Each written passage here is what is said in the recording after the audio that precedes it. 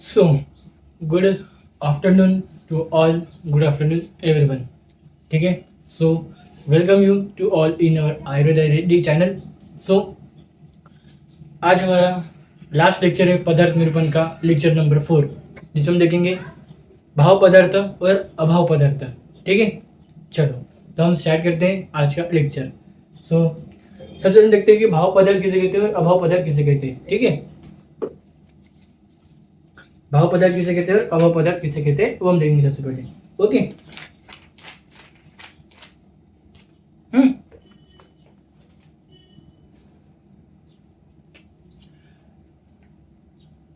भाव पदार्थ किसे कहते हैं और अभाव पदार्थ किसे कहते हैं सबसे पहले हम वो देखेंगे.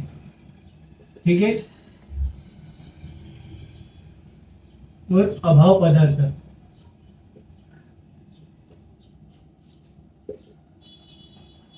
ओके. तो भाव पदार्थ किसे कहते हैं कि भाव पदार्थ किसे कहेंगे कि सत असत, मतलब सत अर्थात जिसकी सत्ता होती है या अस्तित्व संसार में दिखाई देता है उसे हम भाव पदार्थ कहते हैं. मतलब जिसकी सत्ता होती है और वो संसार में दिखाई देता है उसे हम क्या बोलते हैं, भाव पदार्थ कहते हैं. ठीक है.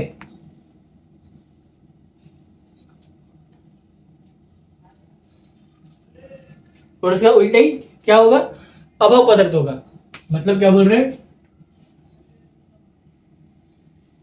जिसकी सत्ता होती है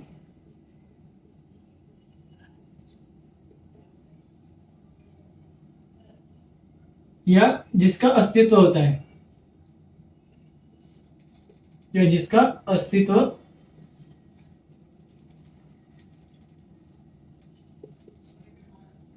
होता है. ओके.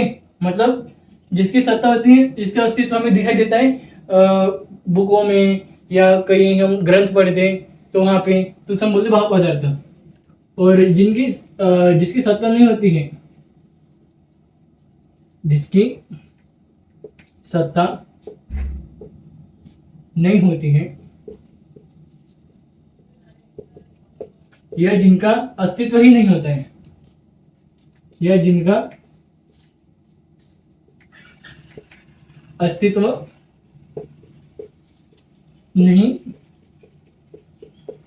होता है उन्हें हम क्या बोलते हैं, अभाव पदार्थ कहते हैं. मतलब जिनकी सत्ता नहीं होती है और जिनका अस्तित्व भी हमें दिखाई देता नहीं है. जैसे कि हम अगर कुछ बुक में कोई चीज इस अभाव पदार्थ को हम ढूंढने जाते हैं कई ग्रंथों में, बुकों में, तो ये हमें कहीं देखने को मिलेंगे नहीं, क्योंकि इनके कोई अस्तित्व ही नहीं है. इनके बारे में कहीं किसी ने कहीं कुछ लिखा भी नहीं है, कहीं कुछ बताया भी नहीं है. इसलिए ये अभाव पदार्थ है जिनका कोई अस्तित्व ही नहीं है और जिनकी सत्ता भी नहीं है. मतलब ये इनके थ्रू कोई कार्य प्रॉपर नहीं हो सकते. ठीक है. जिनकी सत्ता होती नहीं, मतलब जिनके थ्रू प्रॉपर कार्य हो सकते हैं, जिनकी सत्ता होती है, और जिनके थ्रू प्रॉपर कार्य नहीं हो सकते वो उनकी सत्ता नहीं होती है. ठीक है. क्योंकि अभाव और भाव और अभाव पदार्थ. अब सबसे पहले हम देखेंगे भाव पदार्थ कौन से और अभाव पदार्थ. मैंने वर्गीकरण बता दिया था कि भाव पदार्थ कौन से और अभाव पदार्थ कौन से.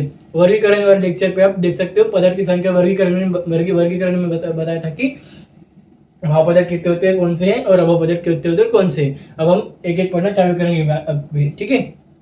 तो चलो तो हम एक एक चालू सबसे पहले हम पढ़ेंगे भाव पदार्थ को एक एक करके. ठीक है. आप वर्गीकरण अगर आपने अपने नोटबुक में नोट किया होगा तो वो नोटबुक ओपन कर लीजिए और देखिए. पहले तो भाव पदार्थ देखिएगा. ठीक है. ओके. चलो तो हम भाव पदार्थ को एक एक करके पढ़ना है अब. ओके. भाव पदार्थ.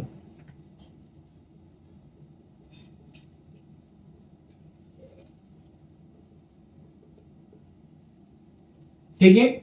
सबसे पहला भाव पदार्थ है द्रव्य.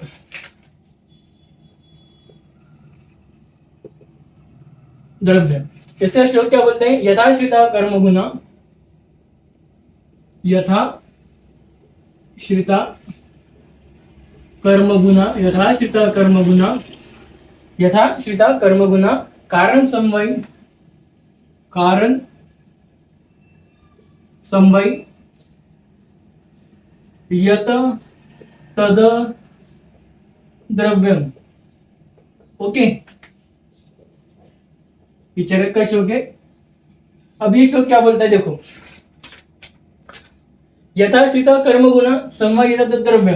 तो ये श्लोक क्या बोलता है, जिसमें कर्म और गुण जिसमें आश्रित हो, कर्म और गुण जिसमें आश्रित होते हैं उसे हम क्या बोलते हैं, द्रव्य कहते हैं। अगर आपको कोई आपके मैडम या आपके सर आपको पूछते हैं कि द्रव्य श्रेष्ठ क्यों है, द्रव्य को हम श्रेष्ठता क्यों बोलते हैं, क्योंकि द्रव्य में कर्म और गुण आश्रित होते हैं। आप उनको अगर ये श्लोक बता देते हो, अगर आप उससे द्रव्य का लक्षण या द्रव्य की श्रेष्ठता की द्रव्य गुण कर्म सामान्य में द्रव्य ही क्यों श्रेष्ठ है, तो आप ये श्लोक अगर हमको बता देते हो तो भी उनको समझ जाएगी कि आप क्या बोलना चाहते हो। जिसमें गुण और कर्म आश्रित होते हैं उसे हम द्रव्य कहते हैं, और जिसके कारण ही द्रव्य श्रेष्ठता कहा जाता है द्रव्य को। ठीक है, क्योंकि इनमें गुण भी आश्रित है और कर्म भी आश्रित है। ओके, अब हम देखेंगे गुण। आप ये श्लोक नोट कर लीजिए, इससे एक्सप्लेनेशन आपको अभी मैं थोड़ी देर लेक्चर खत्म होने के बाद आपको नोट्स आ जाएंगे आपके टेलीग्राम चैनल में। जब लेक्चर अपलोड हो जाएगा तब आपको नोट्स भी आपके साथ में अपलोड हो जाएंगे। ओके, तो आपको इसका एक्सप्लेनेशन आपको नोट्स में मिल जाएगा। मैदान अभी जो नोट्स आएंगे, लेक्चर अपलोड होने का जो नोट्स आएंगे तो आपको उसमें दिख जाएंगे एक्सप्लेनेशन। आप अभी भी लिख सकते हो एक्सप्लेनेशन, वो एक्सप्लेनेशन जो मैं बता रहा हूँ। ठीक है, नोट्स में वही लिख के रहेंगे। ओके, तो नेक्स्ट है हमारा गुण। नेक्स्ट हमारा भाव पदार्थ गुण। समवायित उच्चिष्ट कारण गुण। समवायी निचेष्ट कारणम गुणम।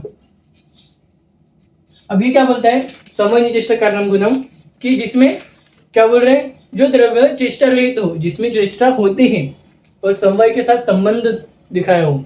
जो समवाय लास्ट हमारा भाव पदार्थ है, उसको हम देखेंगे। जिसका संबंध समवाय पदार्थ के साथ हो, समवाय भाव पदार्थ के साथ जिसका समवाय संबंध हो, मतलब वो कुछ चीजों कुछ कार्य के लिए वो अपना कुछ कार्य के लिए वो अपना संबंध दिखा रहे हैं समवाय भाव पदार्थ के साथ, और जिसके पास चेष्टा हो उसे हम बोलेंगे गुण। ठीक है, अब नहीं कर्म। तीसरा हमारा कर्म, तीसरा भाव पदार्थ हमारा कर्म। संयुक्त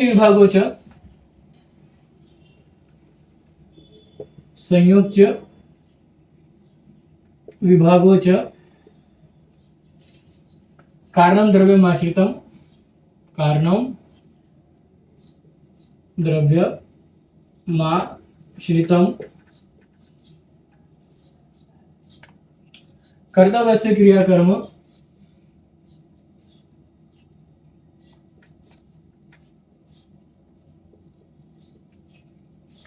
क्रियाकर्म कर्म न्यान्यपेक्षते।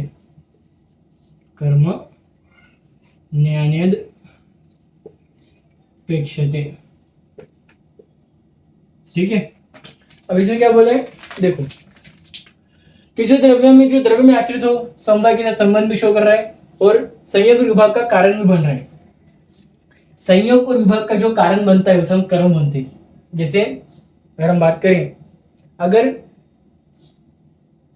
किसी चीज का संयोग हो रहा है तो वो किसी कार्य के थ्रू हो रहा है, किसी कार्य के थ्रू वो चीज का संयोग हो रहा है, तो कार्य मीन्स कर्म, तो संयोग कर्म से, ठीक है, संयोग कर्म से रिलेटेड हो गया।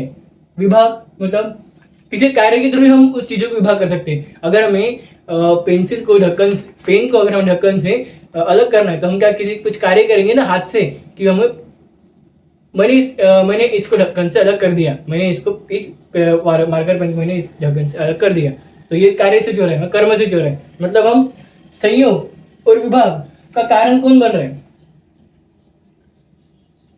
कर्म ही बन रहे हैं। ठीक है, और कर्म समय भाव पदार्थ के साथ भी डायरेक्ट संबंध शो कर रहे हैं। ठीक है, सो इतना ही इस श्लोक का मीनिंग बस इतना ही आता है। ओके, कुछ नहीं है, संयोग होना भी कर्म के थ्रू हो रहा है और विभाग होना भी कर्म के थ्रू ही हो रहा है। ओके, चलो हमारा नेक्स्ट है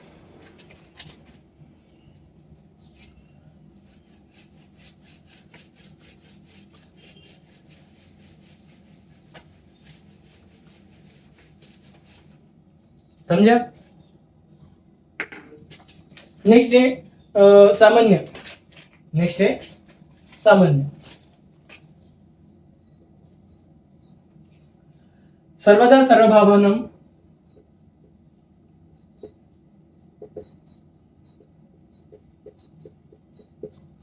सर्वदा सर्व भावानां सामान्य वृद्धि कारणम, सामान्य वृद्धि कारण। ओके, अब ये क्या बोलता है, जो भाव पदार्थ की वृद्धि करे वह सामान्य होता है। सीधा सीधा सिंपल इस श्लोक से हमें पता चलता है कि जो सभी भाव पदार्थ, सभी भावों को वो वृद्धि करता है, सभी भाव पदार्थ की वृद्धि करता है, उसे हम सामान्य कहेंगे। ठीक है, नेक्स्ट चलने के विशेष। नेक्स्ट हमारा विशेष, व्यास हेतु विशेष। व्यास हेतु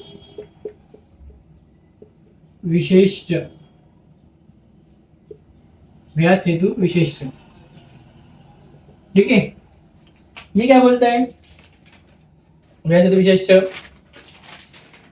कि जो व्यास का कारण होता है, व्यास रियास का और हेतु का कारण होता है, जो हेतु को बनाने के लिए यूज होता है विशेष, और व्यास मतलब लुप्त करना, एक प्रकार का लुप्त हो जाना, जो चीज जो कुछ वर्ड्स को गायब करने का भी काम करता है वो विशेष के थ्रू होता है। और जो हेतु को बनाता है, रिलेट करता है, हेतु के साथ रिलेट करता है, वो भी विशेष का ही काम होता है। ठीक है, ओके, मतलब विशेष क्या है, हेतु और व्यास और हेतु का कारण है। ठीक है, व्यास भी विशेष के कारण ही हो रहा है और हेतु भी विशेष के कारण ही बन रहा है, या विशेष के कारण ही उस हेतु का हम विशेष रिलेट हो रहा है उसके साथ। ओके, तो ये हमारा विशेष। ठीक है, अब हम देखेंगे समवाय।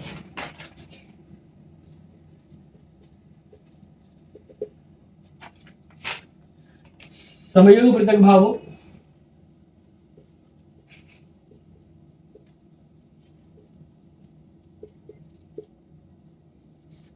समयोग पृथक भाव भूमियादीनां गुणर्मत,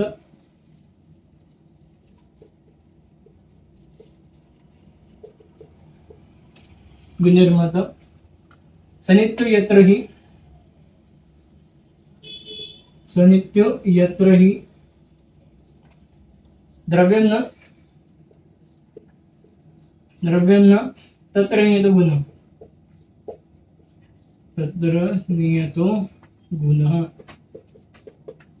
अब ये क्या बोलता है, समवाय ये पृथक भाव है। पृथक भाव मीन्स स्थिरता का एक भाव है। ओके, पृथक भाव मीन्स स्थिरता का एक भाव। ओके, जिसमें दो द्रव्य अलग नहीं किया जा सकते हैं। अब देखो, अब कोई चीज स्थिर है, स्थिरता पहले से ही नेचुरली स्थिर है, तो उसको हम अलग कर सकते हैं क्या, नहीं कर सकते। ओके, तो इसके लिए हम बोले इसे पृथक भाव है, इसको जिसमें द्रव्य को अलग नहीं किया जा सकता है। समवाय एक नित्य संबंध है। समवाय एक नित्य संबंध होता है जो डायरेक्टली संबंध शो करता है विशेष के साथ, द्रव्य के साथ, गुण के साथ, अगर उसको शो करना है तो। ठीक है, और समवाय गंधादि गुण को दिखाता है। गंधादि गुण मीन्स, अब देखो, स्थिर तो एक ही चीज में रहेगा, और एक ही चीज स्थिर तो होती है, कहाँ पे होंगी वो, या तो जमीन में होंगी या तो किसी चीज में होंगी। चीज भी कहाँ पे खड़ी है, जमीन में खड़ी है, तो वो कौन सा गुण शो करेगी, गंध गुण को शो करेंगे। तो समवाय भी एक प्रकार का गंध गुण को ही शो करता है। ठीक है, जो पृथ्वी महाभूत का एक स्पेशल विशेष गुण है। ठीक है, कुछ नहीं, पृथक भाव मीन्स समवाय, बस। पृथक भाव मीन्स स्थिरत्व, एक ही चीज में वो द्रव्य अगर स्थिरत्व है, उसको हम अलग नहीं कर सकते, तो वो हो गया हमारा समवाय भाव पदार्थ। ओके, ये सब भाव पदार्थ है जिसका अस्तित्व हमें देखने को मिला है, जिसके बारे में हमने ग्रंथ में हमें पढ़ने को मिल रहा है, किसी बुक में हमें पढ़ने को मिल रहा है। तो ये सब क्या है, और ये आगे चल के आपको है, इसका अस्तित्व आपको आगे चल के भी है और अभी भी था। ठीक है, अब हम देखेंगे अभाव पदार्थ, जिनका अस्तित्व कोई ग्रंथों में दिया नहीं है, बस बुक में दिया गया है। ओके, अब देखो, जो जिनका अस्तित्व नहीं होते वो होते हैं अभाव पदार्थ, मतलब जिनका अभाव है बहुत सारी जगहों पे, बहुत सारे ग्रंथों में, बहुत सारे बुकों में। ठीक है, उनके बारे में दिया नहीं है, इसलिए वो अभाव पदार्थ में आ जाते हैं। ओके, या वो पदार्थ कभी बने नहीं है। ओके, अब लेंगे अभाव पदार्थ।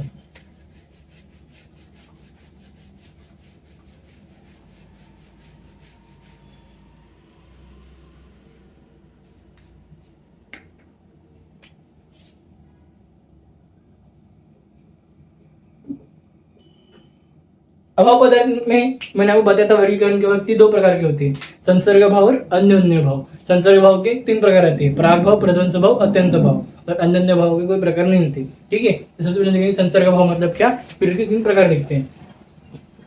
संसर्ग भाव मतलब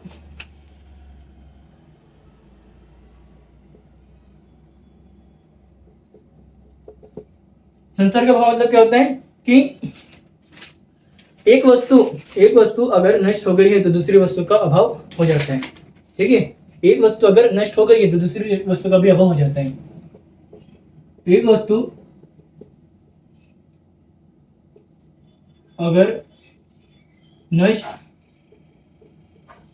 हो गई हो तो दूसरी वस्तु का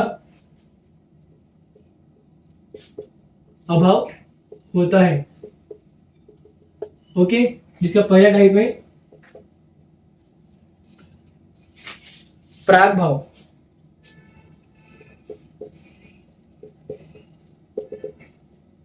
दूसरा टाइप है प्रध्वंस भाव,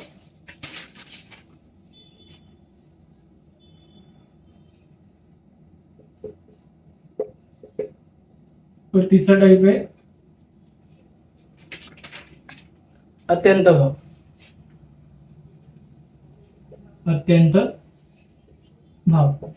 ओके, तो ये कर देखेंगे हम। संसर्ग भाव को समझ में आएगा होगा कि एक वस्तु अगर नष्ट हो गया, अगर मैंने इसको नष्ट कर दिया तो अगर मैंने इसके ढक्कन को, अगर मैंने एक मिनट इसके मतलब इस, अगर मैंने इसका जो, इसमें देखो दो वस्तु है, एक तो कवर है और अंदर रिफिल है। इसकी मार्कर का क्या है, एक तो बाहर से पूरा कवर और ढक्कन है और अंदर से रिफिल है। अगर मैंने एक वस्तु को, ये पूरी एक वस्तु हो गई, दो वस्तु मिलकर एक, दो चीज से एक वस्तु बनी है। अगर मैंने इसको दो वस्तु से मिलकर एक चीज बनी है, एक वस्तु बनी है, तो अगर मैंने इस पूरी वस्तु को मैंने नष्ट कर दिया, बहुत सारे टुकड़े करके इसको फेंक दिया मैंने, तो क्या होगा, दूसरी वस्तु, इसके जो दूसरी वस्तु थी वो भी साथ नष्ट हो गई है, तो उसका भी अभाव आ गया है, उसका भी अभाव आ गया है ना। अगर मैंने इसकी इसी पूरी वस्तु को मैंने इसमें फेंक कर, नष्ट करके फेंक दिया, तो इसके अंदर जो दूसरी वस्तु थी उसका भी अभाव आ गया है, तो उसे हम बोलते हैं संसर्ग भाव। ठीक है, अब प्रागभाव, ये देखो, ये अब आपको हाइपोथेटिकल है, अभी तीनों भी चीज, ये तीनों ही प्रकार अब हाइपोथेटिकल है। ठीक है, अब आपको हाइपोथेटिकल सोचने का, अब तीनों के बारे में भी। ठीक है, अब मैंने इसको हाइपोथेटिकली सोचा है, मैंने इसका हाइपोथेटिकली सोच के आपको बताया इसका एग्जाम्पल। ठीक है, या ये कोई असली में ऐसा कुछ होता नहीं है। ठीक है, ये हाइपोथेटिकल इमेजिनेशन है जो आपको इमेजिन करने का है, क्योंकि अभाव पदार्थ देख रहे हैं हम, ठीक, जिनका कोई अस्तित्व है नहीं। ठीक है, सो देखो, प्रागभाव क्या बोलते हैं, किसी वस्तु का उत्पत्ति से पूर्व ही उसका अभाव हो जाता है, उसका अभाव होना। किसी वस्तु के उत्पत्ति के पूर्व ही उसका अभाव। ओके, मतलब किसी वस्तु के पूर्व ही उसका, किसी वस्तु की उत्पत्ति के पूर्व ही उसका अभाव हो जाना। इसमें उदाहरण क्या बताया कि घड़ा बनने से पहले घड़े का अभाव, घड़ा बनने से पहले उसका अभाव। ओके, अगर हम कोई चीज बनाने जा रहे हैं, अगर उस बनाने के पहले, वो चीज को बनाने से पहले अगर वो चीज गायब हो गई है तो उसका अभाव हो गया है ना। घड़ा बनने से पहले घड़ा अगर चोरी हो गया तो उसका अभाव आ गया है ना। ठीक है, तो किसी वस्तु की उत्पत्ति के पूर्व, किसी वस्तु की उत्पत्ति या बनाने के पूर्व ही उसका अभाव होना मतलब भी प्रागभाव में आता है। ठीक है, प्रगत भाव क्या बोलता है, किसी वस्तु के नष्ट होने के बाद उसका अभाव होना। किसी वस्तु के नष्ट होने के बाद उसका अभाव। ये भी समझ में आ गया होगा आपको। जैसे क्या बोला इसमें, घड़े के नष्ट होने के बाद घड़े का अभाव। सिंपल सी बात है इसमें, घड़े के नष्ट होने के बाद घड़े का अभाव। ऑब्वियसली अगर घड़ा को मैं तोड़ दिया, फेंक दिया, तो उसका अभाव तो आने वाला है। तो किसी वस्तु के नष्ट होने के बाद उसका अभाव होना मतलब प्रथम स्वभाव। अब अत्यंत में क्या बोलते हैं, किसी वस्तु को तीनों कालों में, इसी वस्तु के तीनों कालों में अभाव होना, किसी वस्तु का तीनों कालों में अभाव।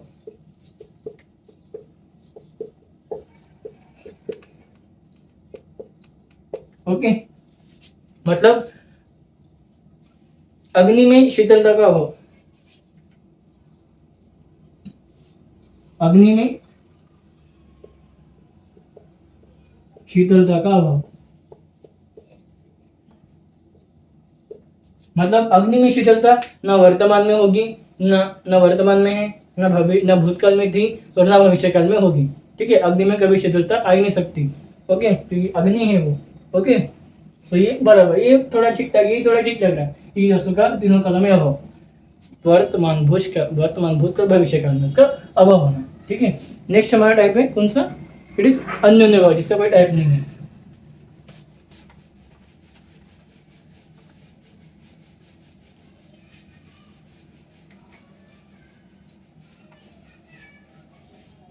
अन्योन्य भाव,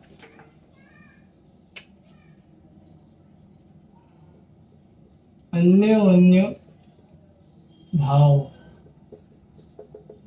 ओके, इसका मतलब क्या होता है कि एक वस्तु में दूसरी वस्तु का अभाव, एक वस्तु में दूसरी वस्तु का अभाव, दूसरी वस्तु का अभाव, मतलब घड़ा में मिट्टी का अभाव, अर्थात घड़ा बनने के बाद मिट्टी का अभाव हो जाता है। उदाहरण, घड़ा बनने के मिट्टी का अभाव, घड़ा बनने के बाद मिट्टी का अभाव। ऑब्वियसली ये बराबर बताया गया है। देखिए, अगर एक वस्तु का अभाव है, अब घड़ा और मिट्टी दो वस्तु हो गए, जब घड़ा को हम बना ले रहे हैं मिट्टी से, तो मिट्टी का तो अभाव आने वाला है ना। तो एक वस्तु में दूसरे वस्तु का अभाव, मतलब घड़े में ही मिट्टी का अभाव हो गया। घड़ा जो मिट्टी से बन चुका है, अब दूसरा वस्तु जो मिट्टी था वो मिट्टी से हमने वो घड़े को बना दिया है, अब मिट्टी का अभाव आ चुका है। तो एक वस्तु में दूसरे वस्तु का अभाव, घड़ा बनने के बाद मिट्टी का अभाव। ठीक है, मिट्टी का अभाव। सिंपल आपको बस हाइपोथेटिकली इमेजिन करने के सारे अभाव पदार्थ के टाइप्स को और एग्जांपल्स को। ठीक है, सो ये थे हमारे आज के भाव पदार्थ और अभाव पदार्थ। ठीक है, सो आज लेक्चर में यहीं पे एंड करता हूँ। लेक्चर को एंड करते हुए बताता 2-3 चीजें।